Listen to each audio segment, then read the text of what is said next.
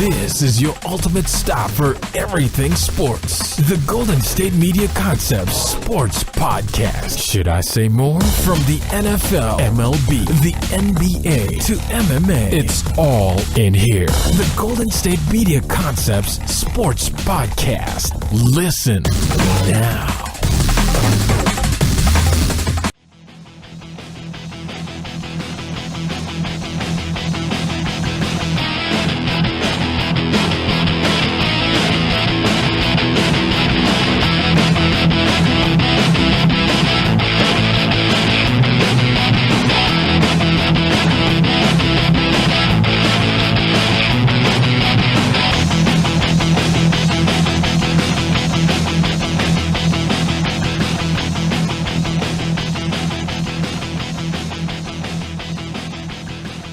Hello, everyone, and welcome to the GSMC Sports Podcast, brought to you by the GSMC Podcast Network. I am your host, Jeff Malinoff, and with me is Mark Souza yet again, and we got some things to talk about in the world of sports, most notably the Duke game against Kentucky, the Champions Classic. That was anything but a classic. It was more of a slaughter.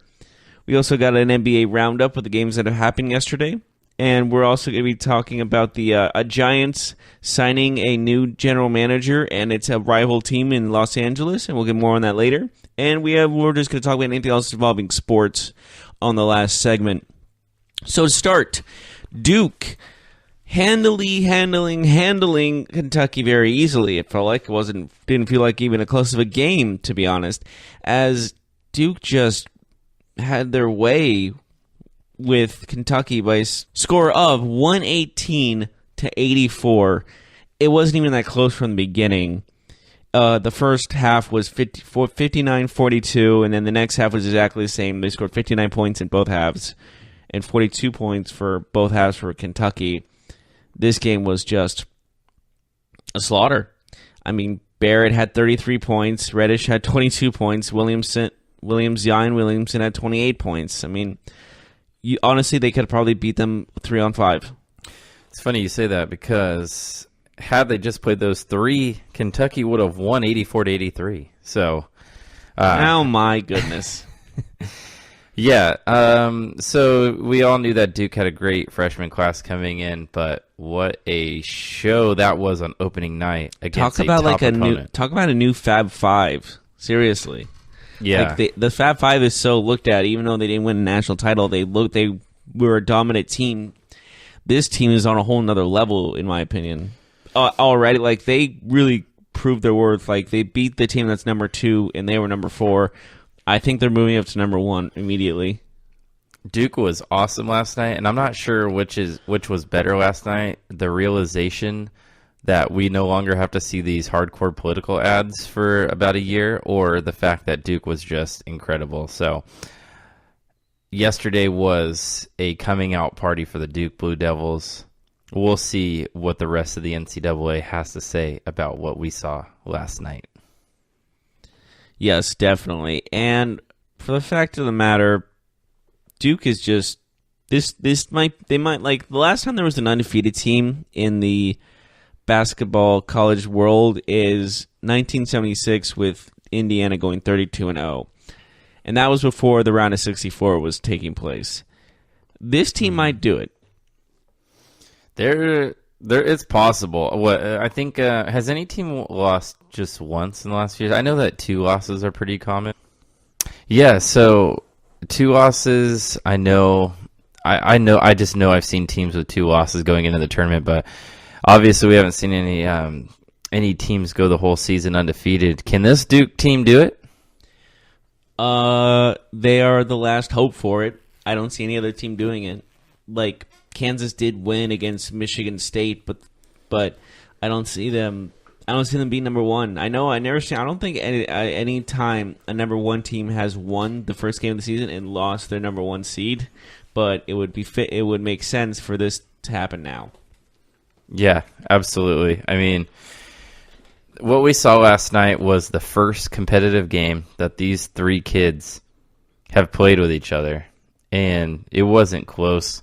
That game was never close, and it could have been worse. It could have been worse. It really actually could have been worse. I know that sounds crazy to say, Hey, they won by 34 points. But they called off the dogs in that game with about 5-6 minutes to go. This is like... We could have saw like 130 in a big game. Like, that would have been insane. This is like a game you would say is like a ranked team versus an unranked team from the middle of nowhere. You know, like, the beauty of college sports is you find out college teams when they played the big time schools that, oh, that school is a thing. Like, for example, Southeastern Louisiana is a school. They played LSU. Now you're looking at other NCAA teams, right, that played last night? Well, I'm looking at just the odd names you would find in college basketball, and this wasn't one of those games. This was two of some of the most decorated college basketball organizations of all time, and this was a slaughter. It was John Calipari's biggest loss, and that's saying something. Yeah, I mean, you know what's crazy? Did you know that R.J. Barrett, his godfather is Steve Nash? Of course it is. Is his dad Michael Jordan? No, it's actually Mr. Barrett. I know it is. I know who his dad is. They probably showed him 100 times. You know Mr. Barrett? Okay, we're moving on. All right. But, yeah, I mean, Zion, we know. He's a name. He's a household name. He was the big name coming into this season. I think R.J. Barrett's actually the better player, at least right now. But Zion's just a mutant. Like, he's a monster. He is a different cat. I mean, he looks like a bigger LeBron when LeBron was in high school. You know what I mean? Like, we never saw LeBron play college, so we never got to witness what LeBron could have done against college basketball opponents, but don't you kind of feel like it wouldn't be as good as what Zion did? Like, I kind of don't feel like he was we'll never know. I just feel like LeBron wasn't as physically gifted as Zion at this age. He got better and physically more gifted as the years went on, but at 18 in LeBron's rookie NBA season, I don't know if I saw the same stature as what I see with this Zion Williamson kid, who just looks like somebody needs to check his birth certificate. You know what I'm saying? Like, somebody needs to be like, Mrs. Williamson, I'm not sure if your son Zion is the age that you say he is. So we need to check his birth certificate because this kid is bigger than everybody else, and it's not close. Like, it's not close. You all know. Here, follow with me, Jeff. You played basketball when you were a kid, right? I played it for 12 years. Okay. So when you were like in 6th or 7th grade, wasn't there like one kid who was like probably 6'5", and you're like, come on. Yes. And everyone was like, is he? We played a team. I remember us playing a team years ago back in the day that had multiple kids above like 6'2", and we were all like 5'8", 5'9", and we still won the game because we did the Stephen Curry thing. We got just hot and shot a bunch of threes. But whenever you came up against an opponent or something and you saw, like, whoa, that kid is like a foot taller than our tallest guy, like, he's not our age. That's why you don't go down low during those games. You got to shoot from the outside. You're not going to risk having that kid go against your center who's not even 6 feet, and that kid's 6'5". And then the parents are, like, whispering to each other, like, oh, I'm just not sure if he's old enough or he's young enough to play in this division. Or the over-competitive father yelling that at the kid. Yeah. Yelling at the parents. Yelling at the ref to check his birth certificate. Like the refs do this full time. Like, they don't have real jobs and have real things to worry about, but they're checking birth certificates for 11-year-old basketball kids. AAU. It's amateur.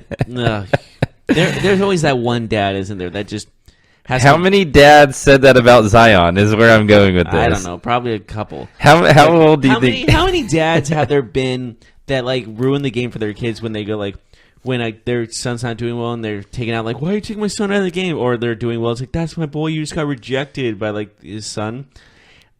Yeah. Well, I had a trash talking dad against not my dad, of course, but my dad's quiet. My dad's when it comes to like hashtag Jeff's dad. Yeah, sure, bring that up. But I love my dad. But like he would be the quiet one and like just watching the game and critiquing me afterwards. Like I talk to you like a normal dad. Exactly after the game. Yeah. But there's always that dad that's like, like coaching his son on the field and all this nonsense, and then he talks trash to the other team. It's like they're kids. That Get guy's over name is yourself. LeVar Ball. That's who that is. I had a LeVar Ball basically at my game one time. I never like thought I'd be angry at an adult like as I was like 14. Yeah. And then I was like, this guy needs to shut his mouth. And then we all found out who his son was and just gave him a rough foul just to have his dad be quiet. Yeah. It is crazy though. I mean, Zion is just a beast of a human being. I don't know if he's young enough, but I'm gonna assume that he is eligible in the age that he says he is. But man, he's got to be a top 2 or 3 pick, right? Yeah, it has to be. Yeah, although Barrett is super. I mean, Reddish. We're not even talking about Cam Reddish, and he would be the star on every other team, and he might even become the best player on this team. But as of right now, the headline is basically Zion and RJ Barrett, and then Cam Reddish. But it's just crazy to think that you're a top 5 player in the country like Cam Reddish, and we don't even discuss you. Like this is how crazy it is. All due respect to the guy, but. This is a whole nother level. Yeah, and I mean, he might be the best one of the 3. We don't know, but what we do know is these are 3 of the top 5 players that were coming into college basketball. I would say in the country, but RJ Barrett's from Canada, so in North America, we'll say that. And North America, okay. Yeah, and it's just absolutely insane. I think Mike Krzyzewski was just tired of always getting close and not having enough. Like, he should probably have more national championships, wouldn't you say? Like, Duke should probably have more, right? How many have they won with him? Like 2 or 3? Not many. Like, they should have won like 5 or 6 by now. Like, because it feels like he's like the Nick Saban of college basketball, but his teams have disappointed in the tournament a lot of times. Is this team going to disappoint in the tournament this year? We'll see how they bounce back from this. I think that will show the most, right? Are they going undefeated? Yeah. I don't think so. Really? I think they'll lose a game. Let's not forget they play in a really tough conference. I just hope, like, when I mean bounce back, I hope this doesn't get too cocky for their own sake. I think that they definitely could go undefeated. Like, I wouldn't be shocked if they did, but it is a tough conference. Jeff, we do have to realize that although it's one game, it is a long season. Their next game is against Army. They're gonna win. Unless the Army plays rough and causes fouls, which I hope they do, because just that's how they should win. That's how they should play ball. You remember that guy Grayson Allen that kept cheating? Utah Jazz Grayson Allen. Alleged cheat. Well, no, it was. He wasn't. He did a lot of dirty stuff. He's not a cheater. He's just a dirty player. Yeah, I'm sorry. I just hope there's not a player like that again. But what I'm saying is, I hope one of these guys doesn't turn out to be a Grayson Allen, a great talent but dirty. They probably won't. But also, these 3 kids are all playing 1 year. Grayson Allen played like 3 years in college. He played a while. That's why he kept getting into stuff. But these kids aren't staying in school. These kids are going to the NBA. Let me ask you: do you think there should be the one and done rule should be abandoned? I am personally if you for... go to college, you got to play for at least what's football 3 years? Football's 2. It's 2 years removed. Sure it's 3. It's 2 years removed from high school, and then you can enter the NFL draft. You have to be 2 years removed from high school, so you can leave after your sophomore year. But could have sworn it was junior year, but okay. So basketball. I mean, these 3 kids are going to go to the draft. I don't think there's any question about it, unless maybe if one got hurt or something like that. But yeah, I think what we're going to see is they had to be a redshirt sophomore, by the way, just to answer your NFL You just have to be question. 2 years removed from high school to enter the NFL draft. It's 3 years. I believe it's 2, man. And I have the answer right. It says 3 years. Anyways, so Duke basketball, I don't think they'll go undefeated. You say they will? I'm saying it's a very high possibility. I'm giving them like an 80% chance. Yeah. I'd say a lot lower, but I mean, they just gotta play at that tough ACC conference. I mean, you gotta play North Carolina. You gotta play Wake Forest. There's a bunch of other schools. They play Notre Dame every year. That's a good basketball team. Not the best basketball team, but still a decent team, I would say. Yeah. I mean, but can we agree the ACC is the best conference? Yes, absolutely. 100%. Cool. So I think we'll go to a break, and when we come back, let's talk a little NBA. We'll keep it in basketball. We'll talk about the games that happened last night, and of course the upcoming matchups for tonight. We'll do that when we return.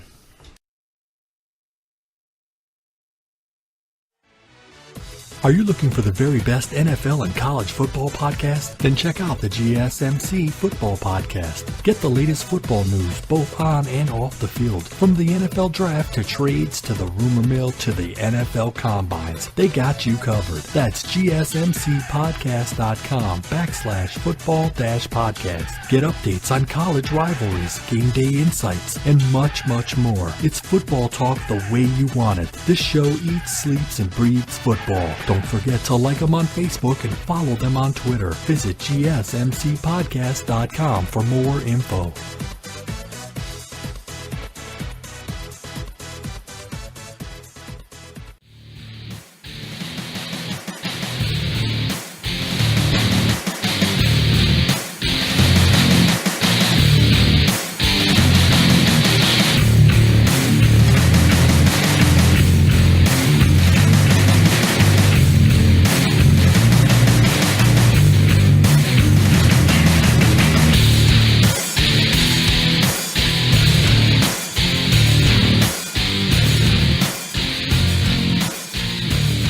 Hello, everyone, and welcome back to the GSMC Sports Podcast. We just finished talking about Duke and how Duke is, and how Duke is so Duke.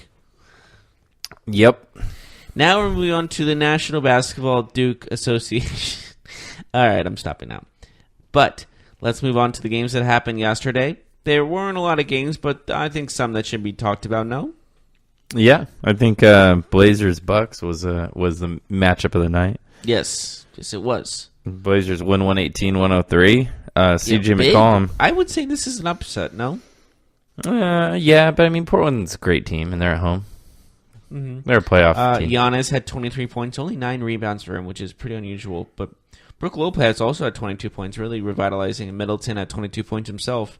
But there were not a lot of others. But CJ McCollum, 40 points, 5 rebounds, 6 assists. Dominant performance by him. No one touched him. He couldn't be stopped. 17 of 26, 5 threes, and 4 steals. Yeah. And it just... He had a great game. Damian Lillard only 13 points, and CJ McCollum just took over. Yeah, it was one of those games where one of the guards got hot, and the other one doesn't light up the stat sheet because he's watching his buddy just go to town. So, I think Brook Lopez, though, for Milwaukee was an underrated signing. It wasn't really notable. It didn't get talked about a lot. Brook Lopez was really forgettable in his time with the Lakers. But I think he fits in well. He was there for a cup of coffee? He's there for a while, but he fits in well with this Bucks team. And, it's just one of those signings that just went under the radar, maybe a blip. No one really talked about it. There's a lot of movement in free agency in basketball, of course. The Lakers created maybe the most buzz, and the Kawhi trade, and other deals that happened. But yeah, Brook Lopez, just real quietly, season starts. Oh, Brook Lopez on the Bucks. Mm-hmm. Oh, okay, he's good. There were other games that happened, but I think another game that should be talked about is the Suns only scoring 82 points against the Brooklyn Nets that scored 104. Scoring 82 points in a NBA game is ridiculous. Yeah, Duke scored 118, and they played 40 minutes last night. Yeah. So. DeAndre Ayton still had a great game himself, 15 points, 13 rebounds, still playing great. But let's move on to today's games, because there's a lot of games on today. A lot of games. Okay. Well, you don't want to talk about the other games that happened last night before we Do you move on? want to talk about the Hawks and Hornets and the Wizards and Mavericks? Well, I mean, I would like to just go over the games. Sure, why not? Okay, sure. Yeah, you talked about 8 and 15 and 13. Devin Booker, he was a little frustrated after the game. He was talking about Did he poor throw a chemistry. ball at a kid like Kyrie did? He did not. Allegedly. Because apparently we talked a lot about Kyrie hurting people with a basketball like thrown to the stands.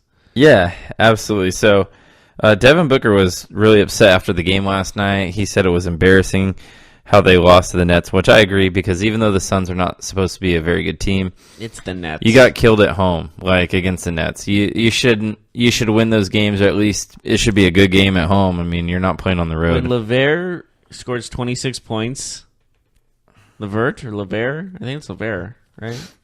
I think he calls himself Levert, but I don't know him personally.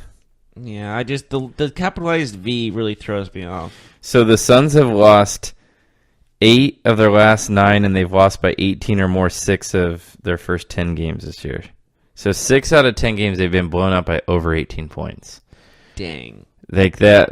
And I think we expected the Suns to be bad, but with the addition of Ayton and a really good player in Booker, and Ariza's a good player, I thought they'd be like somewhat competent. I mean, I didn't think they'd make the playoffs, but I thought like, hey, maybe they'll get 10th or 11th in the West. You know? That's not really saying much. Yeah, but the West is tough. I mean, we're talking about a team like San Antonio or Portland might get 9th or 10th in the West. You know what I'm saying?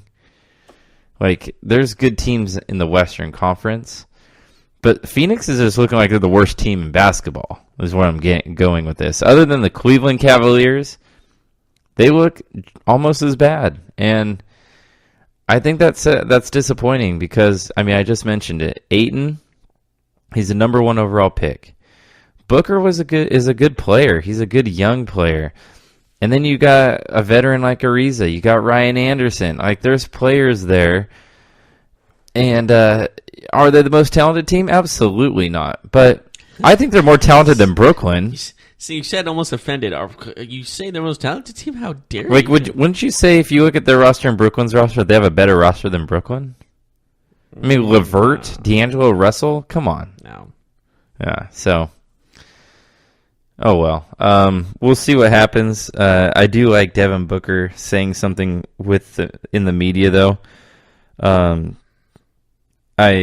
I do like that he kind of put his team on notice. Like, he has been part of a losing franchise throughout his career so far, but I like that he's not sitting around and accepting it and just, collecting his paycheck and whatnot. I like that he called out his team early because I think he's a competitor, and he's a really good player. I think he's tired of being on bad teams. Yeah, and he's a really good player.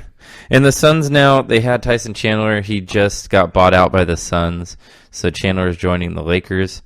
So there is one. They're really getting some old guys, aren't they? Yeah. Well, my point is for the Suns, like Chandler, that makes sense because he's still a decent player. He can still play defense and rebound for you, but on the Suns, they're not really looking for that. They're looking to play young guys and move forward, so it makes sense from them. But you do lose a veteran there, so I wonder how that affects the locker room moving forward. But yeah, let's talk about the other games last night. What about the Mavericks? 119-100.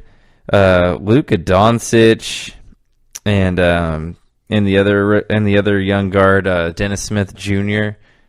Some good games there. Dennis Smith Jr., 19 points, 7 assists, 4 rebounds. Luka Doncic, 23, 6, and 3 in 33 minutes. He shot 16 times. He connected on 9. What do you take of Luka Doncic at this point? Definitely a candidate for Rookie of the Year. Like, he's been playing great. He's been playing great on a not so good team, and he's helping them win. And that's a key factor in, I think, being the MVP, helping a team win that doesn't know how to win. Would you say he's the front runner for Rookie of the Year right now? Between him and Ayton, definitely. But I would say he's got a little edge on Ayton. Yeah, and even guys like Trae Young and Marvin Bagley are right there. He's on a less talented team than Ayton is. I think Luka's been the more consistent player, so I give the edge to him. But Bagley and Trae Young are not far behind in the rookie ladder, in my opinion. But it's incredibly early. But Luka has been a pretty much solid player at least every night since day one. So a bright future for him and the Mavericks. They win 119-100. Washington again loses. They're 2-8.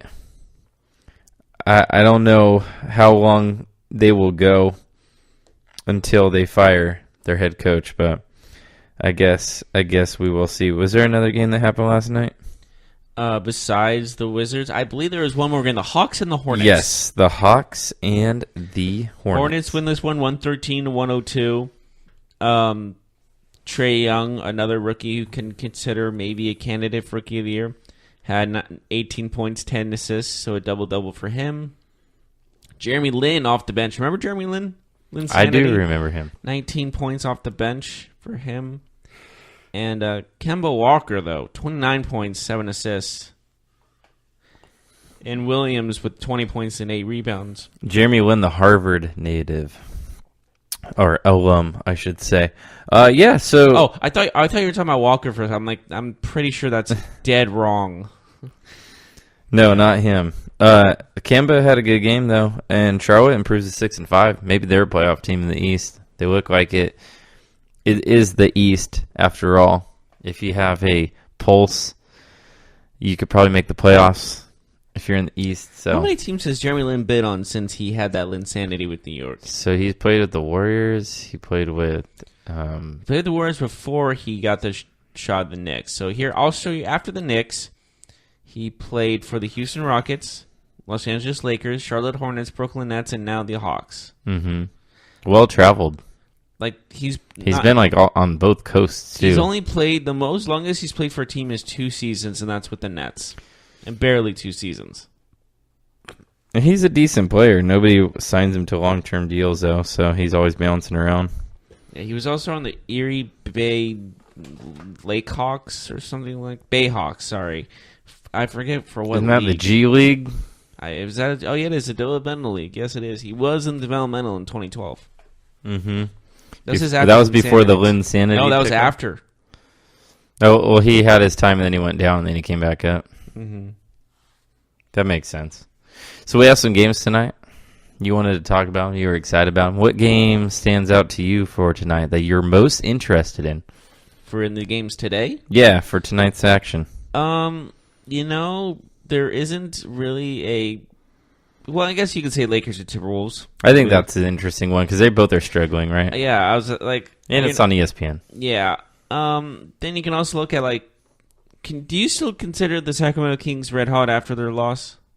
Even they won 5 straight before that? Yeah. Because they're facing the 10-1 Raptors. I mean, you can say they've won 5 out of 6. Well, they're facing the 10-1 Raptors, so... It's an interesting game because the Raptors have been as good as anybody this year so far, and 10-1 speaks for itself. No, absolutely. The interesting thing about the Kings being 6-4 is that them and the Grizzlies only have 3 home games played so far, which is the lowest in the NBA. And both teams have winning records, and both teams were terrible last year, which doesn't make any sense at all. But here we are, the world Jeff. Doesn't make sense. Here we are. I don't understand this universe. That game will be interesting because, like you said, I mean, the Raptors are hot. The Kings are at home. We know that when that franchise is good, their home crowd is really, really strong, so we'll see. But yeah, I'm going to be paying attention to that Timberwolves-Lakers game. It's on ESPN.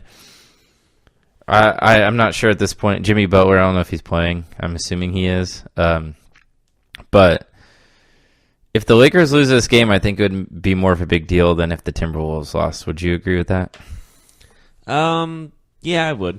The Lakers need to win these games. I know that they're transitioning, but the Timberwolves are not a good basketball team right now. They're just not. I wouldn't say that. I would say, Well, the Timberwolves might have some big names, but they're not playing good basketball. They haven't been playing. They're 4-7. There's just a lot of drama over there. I think right. The whole Jimmy Butler thing, and that's just affecting their game. I don't think. But we can agree. I don't think they're a bad basketball team by any means. But they're right now a bad basketball team. They might not be They're on a cold streak. I'll say. Yeah, that's the best I'll say. I won't. Their franchise is in turmoil. I mean, whether it's coaching, players, off the field or off the court drama. we can agree that the Timberwolves are not a top 15, top 17 team at this moment in time. We would agree on that, right? Yeah. All right, so if you're the Lakers, even though this is a new season with new players, you have to say that you need to win games like this, right? Even though you're trying to take time to gel, you're not playing against a Spurs team tonight. You're not playing against a Warriors team tonight, a Houston or a Utah where these teams are established. You're playing against, who knows? Who knows what you're going to get from Karl Anthony Towns and Jimmy Butler tonight? Yeah, definitely a team without an identity. And overall, you got to look at, like, this is a must-win game this is a statement game for both these teams. Mm-hmm. The Wolves are. It's hard for them to make any statements right now, other than are we or aren't we going to trade our best player? So we'll see. We'll see what happens. What other games are on tonight? 76ers and Pacers. That's an interesting game. That's also on ESPN. That's the first of the doubleheader. I think the 76ers is just more of a complete team than the Pacers are. But I don't think the Sixers have won on the road yet. Well, they will eventually. I think Indiana will win this game. They're a good team. I'll give the 76ers their first road win. It could happen. I mean, at some point they're going to have to win these road games. They're too talented of a team to lose every time. So, what about the Nuggets Grizzlies? That's a sneaky good game. The Grizzlies are still over 500 for now. But they play Denver at home, so the Grizzlies will have a chance to play a home game like the Kings, play a home game against a better opponent. To see if they can kind of keep going with their early season success. You think the Grizzlies have a chance in this game? I don't know. That's an interesting question to ask, but I say no. Jamal Murray versus Mike Conley tonight. That's a good matchup. You talked about, speaking of Jamal Murray, you talked about Kyrie getting fined. Do you see that he got fined $25,000 for his little tantrum? It's a tad much for throwing a basketball, but I understand people were in harm's way. So you're saying it's a tad much because, for a little Jimmy to get hit in the back of the head with a basketball leaving a basketball game? Well, if he actually hit a kid, I would say yes. He's hurting people, Jeff. He didn't. Did he actually confirm hit anybody? Yeah, 5 people filed a lawsuit against Kyrie. No, I'm just kidding. How did it bounce off 5 people? What is this, Mario Party? He's really strong. He plays basketball for a living. I mean, come on. He was still talking about it. Did you see that? He's still salty. Oh, yeah. He was talking about Murray saying, oh, we're going to see him again. I just think it's this. I'm like, get over yourself. My gosh. He had 48 points. Let him have his moment. Are you going to watch Grayson Allen and the Utah Jazz? I almost thought you said Grey's Anatomy. I thought you were about to say Grey's Anatomy. So. Are you going to? I would never suggest that show to anybody. Would you? Are you going to watch Grayson Allen? You show your wife like that show? She loves that show, and I think it's the worst show ever, and I'll tell you why. Did she make you watch it with her? I'll tell you why. I'll tell the audience why, and it'll be real quick. It's the worst show ever because it's a hospital drama that has incredibly light episodes and incredibly dark episodes and everything in between. And I cannot, for the life of me, take that kind of roller coaster. Can we talk about sports again? I cannot take that roller coaster. You work in a hospital.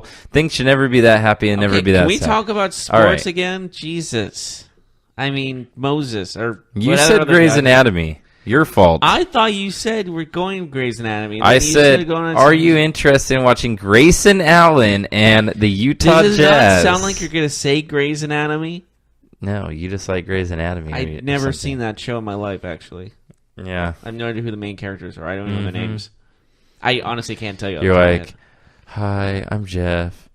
I just graduated, and I like Grey's Anatomy. I never seen that show. I don't like or dislike that show because I never watched an episode. Are you excited to see the Mavericks and Jazz? Not really. All right. I'm not either. Because the Jazz are going to just walk all over. Mavericks playing back-to-back. The Jazz are going to win this game, and I don't think it'll be particularly close. How about the Bulls and the Pellies? Pellies are 10.5 win favorites, so that shows... That is an interesting line because the Pelicans have been on struggle street lately. Yeah, but the Bulls have also been on struggle sweet, and it feels so sweet. Sure, but 11 points is a lot. 10.5, you're basically giving 11. Ouch. I don't feel... I say avoid that one. Avoid that bet. Bet it. Bet $3 million. No, don't do it. Don't do that. Don't do it. Yeah, the Pellies have not won a basketball game in a while. In a while. It's been a while. The Pelicans have not won a basketball game since October the 27th. They've lost 5 games in a row. So we'll see if they can turn it around. The Bulls are a good opponent to do that. They have not won. Okay, so Halloween, they haven't won since before Halloween. That's before I even bought candy to give out for Halloween. Yeah, like they haven't won 10, 11 days. That's crazy. So how about we take a break? When we come back, we got to switch to Major League Baseball. Some big news on the West Coast. Some big news in the biggest rivalry in baseball on the West Coast. We'll talk about that when we return. We'll also talk about CC Sabathia, where he'll play next season. And where will Bryce Harper go? We'll talk about it right after this.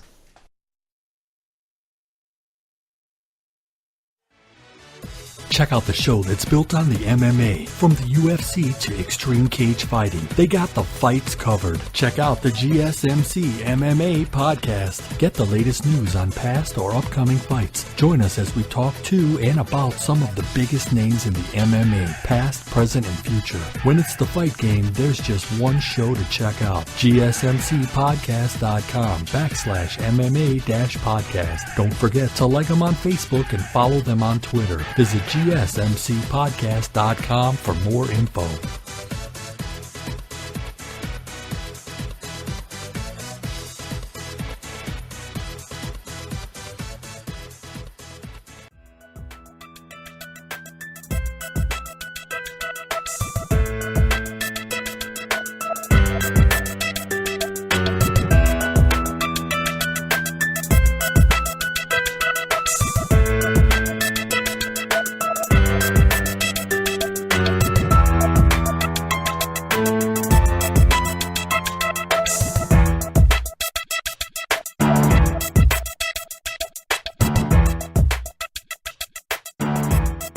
Well, hello and welcome back to the GSMC Sports Podcast. We finished talking about the NBA roundup for yesterday and today's games.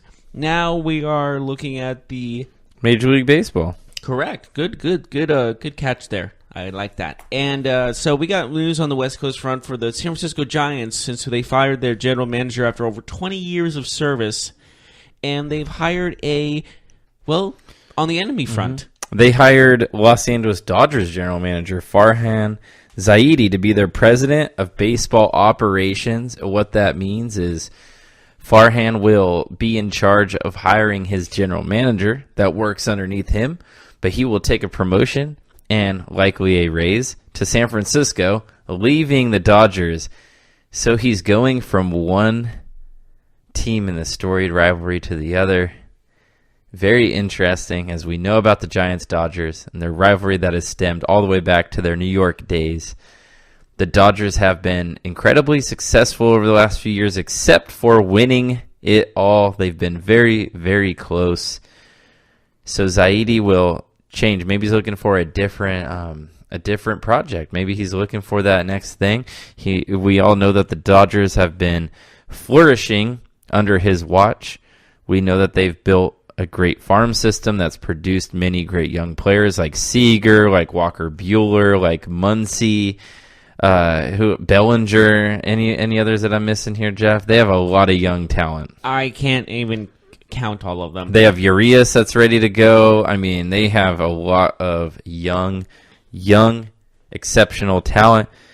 And the Giants are hoping that he can bring that to their city and get them back on track, because we know the Giants were extremely successful at the beginning of this decade, but they have not won a World Series in 4 years, going on 5. That's not a long time. So, and the crazy thing is that they've only made the playoffs one other time, right? In that 8 years, like other than the 3 World Series, they only made the playoffs one other time, if I remember correctly. 2016. Yeah. Mm-hmm. You're correct on that. And after losing 2 back-to-back World Series, 1 in 7 games and 1 in 5, handily, mind you, in that 5-game series to the Red Sox, obviously he's looking for that championship ring. And obviously he thinks that, I don't know, obviously money is going to be a big factor in him going, but I think a big factor is he knows his team can win in the big games. So Zaidi, he returns to Northern California. He first, before he became the Dodgers GM, he worked under Billy Beane. He was his assistant. You mean Billy Ball, Moneyball? Mm-hmm. Yes. And that's I think the source of why he has been sought out, because he is an analytics guy, and amongst baseball people, he's one of the brightest minds. Brad Pitt get a play in Moneyball 2? I don't know. Probably not. I'm thinking if they do a Moneyball 2, Brad Pitt retains his Billy Beane. No, they're gonna change him. Oh, so you think Brad Pitt's gonna be Farhan Zaidi, and then someone else will be Billy Beane? That would be weird. Yeah.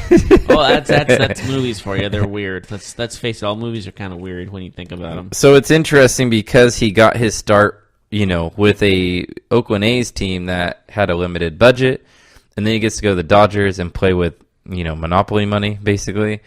But even with that said, I mean, he built something that's definitely has a great foundation, definitely rooted in development, rather than just going to get the biggest fish on the free agent market. But with that said, Jeff, I think this is a good transition here. Bryce Harper. The Giants are one of the teams that said to be all in on him. And we just got word from Buster Olney that the Giants' majority owner, Charles Johnson, 85 years old, wants to go all in on Bryce Harper. And remember, the Giants were in on Giancarlo Stanton last year, and it's the same guy who really wanted to bring a big fish to McCovey's Cove in the Bay Area. Code. It's not McCovey's Code, it's McCovey Code. McCovey's Cove. Honor the guy that passed away, dang it. So anyways, back to the topic. Can you see the Giants going all in for what you hear from Buster Olney saying that owner Charles Johnson wants Bryce Harper incredibly bad? Bryce Harper, based on his Instagram and other social media, he's a big fan of San Francisco. He's going to go there by any means necessary. He's going to try to get him by any means necessary. We know there's a lot of teams in on Harper, but he's going to sacrifice a small fortune. Mm-hmm. I'm sorry, a big fortune. No, I'm sorry, everything. From what everyone. From what I've read and what I've heard is that the Giants are going all in on Harper, but that doesn't mean that they're not rebuilding at the same time. And there's a possibility that they could look to sell off one or two of their players, including, I think, the elephant in the room is trading Bumgarner. I know that would be incredibly unpopular for Giants fans. Oh, they would be angry. But we're looking at Bumgarner has not been given that big contract yet. He's in the last year, where the Giants only owe him like $5 or $6 million. It's ridiculous for this day and age. It's nothing for what you get. Well, honestly, for Harper. He was offered $400 million, supposedly offered $400 million by the Nationals, and he said no. Do you think he just wants to go to a new team, or do you think it's like, I want to go to a winning team? I think for Harper, he doesn't need to take the most money because he is maybe the most marketable person in baseball, where he can make a lot of money. He is on the cover of MLB 19, the show, and he's in a jacket, so you don't know what team he's on, which I kind of like. I thought that was kind of cool. But you know what I mean, though, for Harper, like for a guy like Pujols, when he signed his deal with the Angels, it kind of made sense because they offered him the most money. Albert Pujols is a great player, Hall of Fame player, one of the best players of all time, but he is not necessarily the most marketable person. Whereas Bryce Harper, you could see Bryce Harper doing Calvin Klein ads. You could see him doing Supercuts ads. You could see that guy doing a lot of different stuff. Do you want him to be doing I'm saying that he has options. Bryce Harper has options, and he's from Las Vegas. I think he's a West Coast guy. You know how it is. When you're on the West Coast, you're a West Coast person. Maybe he's sick and tired of losing to the Giants in the postseason. Yeah. He's done that multiple times. So we know the Yankees, the Red Sox, the Dodgers, those three teams are not in on him, on Harper. We know the White Sox, the Phillies, the Giants, the Cubs might be in on him, but we've heard conflicting things there. But if your options are the Cubs or the Phillies, the White Sox, and the Giants, what do you do? Well, the Phillies are an upstart team that are looking to... Phillies are trying to get both Machado and... I think the Phillies might make the playoffs next year if they do everything right, free agency-wise, and just make sure you add depth as well. And this team might make the playoffs next season. It's unknown, but I don't know about the White Sox. The White Sox have been kind of in the basement for a long time now. And as for the Giants, like we mentioned, they're 3-time World Series champions this decade. So it's a tough choice, but I don't know what to say. I honestly, it's like it could be either one. It can go either way. It can go to the Giants, it can go to the Phillies, it can go to the White Sox, it can go to the Yankees, it can go to anybody. Do you think the ballpark in San Francisco will be a factor in Bryce Harper's decision? I don't think so. I think that's very overrated. Like, that's an overrated. I don't think players really care that. Like, I'm not saying none of them care. If you're like Adam Dunn, you probably care. But like, you're Bryce Harper, you can hit home runs anywhere. I don't know. Like that for me, that doesn't really. When he hits home runs, they have so much arc on them, it doesn't really matter. Yeah, and we know that it's tough to hit home runs in San Francisco, but I mean, you just clear that wall. Bryce Harper can clear that wall. He can be the dude. And he plays for the Nationals. That's not really a ballpark for homers either. That's pretty deep. I think Giants fans would want him just because the Giants are going to struggle for the next couple of years probably as they kind of do some retooling, but you got to have a reason why to go to the park every day. And in California, and especially San Francisco, it's probably the most expensive place to go watch a baseball game in terms of parking and food and tickets. And I think this they got to do some convincing for Bryce Harper, though. Yeah.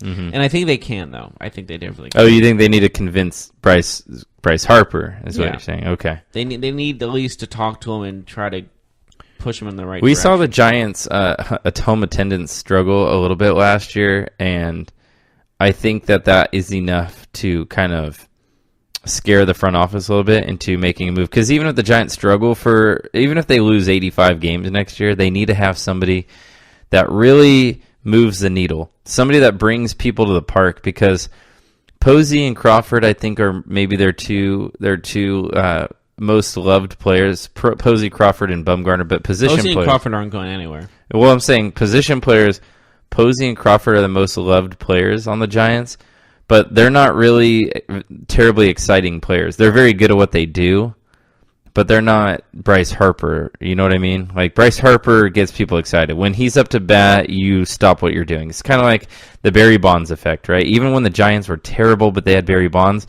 when he went up to bat, you just stopped what you were doing, and you're like, okay, I need to watch this at bat, even if I go back to mowing the lawn or something, you know? Or you're at the game when you hear Barry Bonds and you're at the snack station, you're running back to the, Yeah, exactly. So, CC Sabathia, he signs a 1-year contract to return to the New York nice Yankees. segue. Yeah, speaking of Bay Area native CC Sabathia. There you go. How do you feel about that? He's finishing his career. That's probably his last season. That's my guess. Mm-hmm. Yeah. And you know what else? The Reds another member of the Dodgers got snatched away yesterday as Turner Ward, the Dodgers hitting coach, has left the team and is now joining the Reds in the same capacity. So, new manager David Bell, he has hired Turner Ward as his hitting coach. Nice.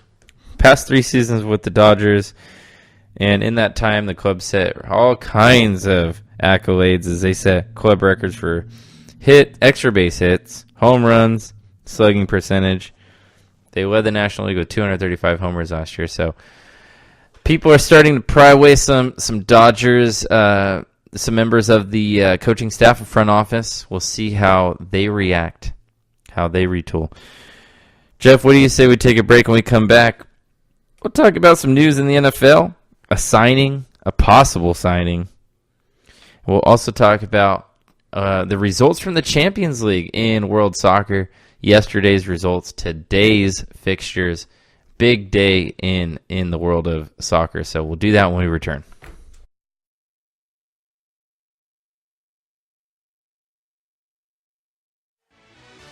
Are you looking for help for your fantasy football team? Check out the GSMC Fantasy Football Podcast. Get today's best advice on who to start, who to sit, even who you should draft. From sleeper picks to red-hot lineups, they got it all covered for you. That's gsmcpodcast.com/fantasy-football-podcast. We'll cover traditional leagues, dynasty, PPR, even IDP leagues. When you need fantasy help, there's just one show to hit up. Don't forget to like them on Facebook and follow them on Twitter. Visit gsmcpodcast.com for more info.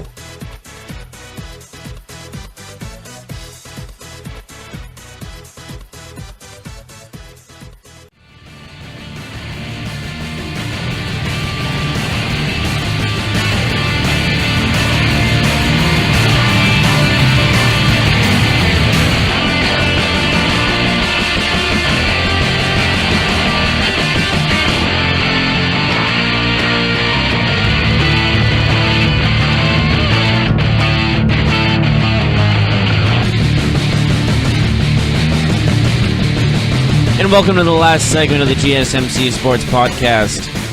We are finishing up with Champions League and some new signings, you said. Yes, in the NFL. So, Bruce Irvin, who was just released by the Oakland Raiders, he has signed with the Atlanta Falcons, his hometown team, as they look to add a pass rusher. Bruce Irvin, who was arguably the best player on that Raiders defense, but he had seen limited action recently as the Raiders look to transition and let some of the younger guys play. Do you think that Bruce Irvin is going to be a boost for the Falcons? To be honest, it's probably to be determined, in the sense the fact that he hasn't been playing well with the Raiders, and he had a very bad game against the 49ers in where he just was run over basically by the offensive line. I mean, he only played like 9 snaps against the Niners, though. But he those was 9 benched. snaps was exactly my point. Well, he wasn't benched because of performance. He was benched because they want to play young players. But he's just one of those guys that is caught up in the I'm a veteran, but this team is looking to get a top 5 pick, so let's get rid of him. But like those 9 snaps he played were not amazing by any means. Mm-hmm. Yeah, so I don't know if that really does anything, but the Falcons need help. Wouldn't you agree with that? Absolutely. It makes sense for this them. team's a shadow of what they were in the Super Bowl. Mm-hmm. Yeah, absolutely. So yesterday we talked about Dez Bryant. Dez Bryant was working out for the Saints yesterday. Sounds like it went pretty well, as Dez Bryant, as of this morning, is negotiating a contract with the Saints, so it sounds like they are going to sign him. What do you take from that, Jeff? Probably the best decision. It's would you call it a gamble, or would you call it more of a move to make the move? I think that's a great situation. I don't know if Dez Bryant has much to offer anymore, but I think it's a really good addition for the Saints, because if it doesn't work out, they'll be fine. If it works out, he adds just another wrinkle, maybe just a possession receiver, maybe just a red zone type threat. We all know that the Saints can move the football, but other than Michael Thomas, they really don't have a physical outside receiver. They got the rookie Traquan Smith, but he's more of a speed guy, Ted Ginn type of player. So, I mean, I think it makes sense for everybody. And for Dez Bryant, how fortunate is that? You just sit around all season. Super Bowl contender. And you sit around with not only a Super Bowl contender, but a team that likes to throw the football. It's pretty much a perfect situation. I don't think he could have gone to a better situation. Well, nothing's written in stone yet, or written on a piece of paper yet. But it's like, look at the other Super Bowl contenders, and he's a much better fit and addition for New Orleans than Kansas City. I feel like he's going to be more of a decoy for Michael Thomas to make more plays than anything else. Or Michael Thomas, when he's covered a lot, will make plays too. The problem with being a decoy, though, is that if he's not a difference maker, if Bryant's not a difference maker right away, like if people don't see that he still has the physical talent, NFL, they notice that. They notice that stuff, so we'll see if he can be that guy. But if he's not, I mean, it'll probably get figured out sooner rather than later. But he adds a wrinkle. I'm a fan of that signing. So let's move on to Champions League in the world of soccer, a lot of people out there, they may not follow one particular league from around the world, but Champions League, as we know, it's rising in popularity. A lot of good games are going on this week. Yesterday, we saw an American player playing for Club Brugge, Ethan Horvath, the goalkeeper, possibly the number one in the United States and possibly the goalkeeper of the next World Cup if they make it. He started for the U.S. It was the first time that American has played in the Champions League as a goalkeeper, which was cool. So they won 4-0 in their match yesterday, which was it's a great result. They beat Monaco 4-0. The biggest game yesterday, the biggest upset was Red Star Belgrade, who had just lost to Liverpool 4-0. They win. They beat Liverpool 2-0. If you listen to our soccer podcast, I called that to be the upset of the day. That was an incredible upset. Atletico Madrid beats Borussia Dortmund 2-0. Antoine Griezmann, you might know him as one of the best players on the French national team, the World Cup winning French national team. They win 2-0 against Christian Pulisic and his Borussia Dortmund. Pulisic did start in that game. We saw Schalke from Germany beat Galatasaray 2-0. Porto beat Lokomotiv Moscow 4-1, staking their claim as a possible second-round team. They were getting very, very close to securing that. Napoli and PSG played yesterday. That was probably the marquee game. PSG holds on for a 1-1 win, or a 1-1 tie. That game was very interesting as Napoli just sent waves and waves of attacks at PSG, and somehow they only gave up 1 goal. Tottenham wins 2-1 on a late goal by Harry Kane. I'm not sure if he got credited with that goal or if it was an own goal on the header. But wow, they were close to being knocked out of the tournament with a loss. But with a win, they keep their hopes alive. Barcelona and Internazionale from Italy, they tie 1-1. Both teams still looking very strong to advance. For Tottenham, that was a good result that Barcelona and Inter Milan drew in that game because it keeps them within striking distance. Napoli and Liverpool are atop Group C with PSG behind them. Porto tops Group D. Dortmund and Atletico Madrid are still atop Group A. But we move on to the games today, and Bayern Munich is playing Athens on the road. Real Madrid is playing Victoria Plzen. Once again, Real Madrid should take that game. But Juventus and Manchester United play today. That is the game of the day. Ronaldo faces his former team, Manchester United. We saw him play against Manchester United, have a strong game in their first leg. Well, they play again today. We'll see how he does. Benfica from Portugal plays against Ajax from Amsterdam. CSKA Moscow will play against Roma later today. Young Boys host Valencia. Hoffenheim hosts Lyon. Manchester City goes on the road to face Shakhtar, who played surprisingly very well against them in their first run. So a little bit of revenge there for Man City if they can get it. But Jeff, I think we're done here today. Do you have anything to add in the wide world of sports? I do actually have one more thing to say. Can I talk now? LiAngelo Ball. You haven't taken a breath, man. LiAngelo Ball and LaMelo Ball, they're back in the U.S.